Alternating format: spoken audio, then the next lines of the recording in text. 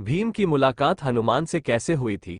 हनुमान जी ने भीम के अहंकार को कर दिया था चकनाचूर। महाभारत की कहानी में भीम एक प्रमुख पात्र के रूप में नजर आते हैं। भीम बेहद बलशाली और युद्ध कौशल में निपुण थे। शक्तिशाली होने पर भीम एक बार अहंकार को हो गया है। इस अहंकार को दूर करने के लिए हनुमान जी ने एक लीला रची। जब भीम को सच्चाई ज्ञात हुई तो उन्हें अपनी गलत का एहसास हुआ और हनुमान जी से क्षमा। इसके बाद हनुमान जी ने प्रसन्न होकर भीम को अपना विराट रूप दिखाया। दोस्तों, पांडव जब वनवास भोग रहे थे, पांचों पांडवों को अज्ञातवास में रहना पड़ा। इस दौरान पांडवों को वेश बदलकर भी रहना पड़ा। द्रौपदी भी पांडवों के साथ थी। द्रौपदी एक आश्रम में रहकर समय व्यतीत करने लगी। एक दिन जब वे आश्रम में बैठी हुई थी तो एक पुष्प उड़कर उनके पास आ गया। पुष्प की सुगंध द्रौपदी पसंद आ गई। तब उन्होंने भीम को बुलाकर इस पुष्प को लाने के लिए कहा। द्रौपदी की इच्छा को पूरा करने के लिए भीम पुष्प की खोज में निकल पड़े। पुष्प की सुगंध जिस दिशा से आ रही थी, भीम उसी दिशा की ओर चलने लगे। पुष्प की खोज करते हुए भीम एक वन के द्वार पर जा पहुंचे।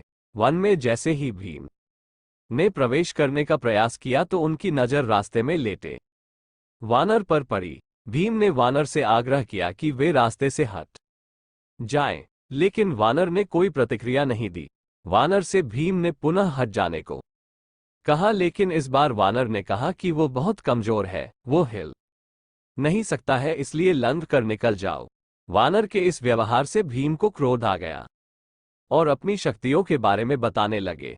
भीम ने वानर को अपना परिचय दिया कि वे कुंती पुत्र हैं और पवन उनके पिता है, हनुमान का भाई हूं। लेकिन ये सब सुनकर भी वानर पर कोई प्रभाव नहीं पड़ा।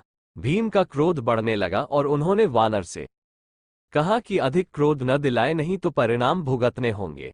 वानर ने भीम से कहा कि यदि अधिक जल्दी है तो वो पूंछ उठाकर जा सकते हैं। भीम ने गुस्से में आकर वानर की पूंछ हटाने की कोशिश की, लेकिन वे इसे हिला भी नहीं पाए। तब भीम को आभास हुआ कि ये कोई साधारण वानर नहीं है। भीम हाथ जोड़कर खड़े हो गए और वानर से परिचय पूछा। तब भी वानर ने भीम को बताया कि वो कोई और नहीं बल्कि हनुमान है। दोस्तों, भीम हनुमान जी को देखकर चकित रह गए और हाथ जोड़कर खड़े हो गए। तब हनुमान जी ने भीम को बताया कि आगे विशेष वन है, ये रास्ता देवताओं का है और यह मनुष्यों के लिए सुरक्षित नहीं है, इसलिए उन्हें तुम्हारी रक्षा के लिए आना पड़ा। भीम को हनुमान जी ने उस पुष्प के बारे में बताया कि वहां से वो पुष्प ले सकते हो। पुष्प लेने के बाद हनुमान जी ने भीम से कहा कि अब तुम यहां जा सकते हो। दोस्तों, भीम ने हनुमान जी से आज्ञा लेने से पहले अपनी एक इच्छा रखी। भीम ने हनुमान जी को विराट रूप में देखने की इच्छा व्यक्त की। भीम के कहने पर हनुमान जी ने विराट रूप धारण किया। दर्शन करने के बाद भीम ने हनुमान जी का आशीर्वाद लिया। हनुमान जी ने भीम को गले से लगाया। हनुमान जी के गले लगाने से भीम की शक्ति और बढ़ गई। हनुमान जी भीम को महाभारत के युद्ध में विजय का आशीर्वाद दिया।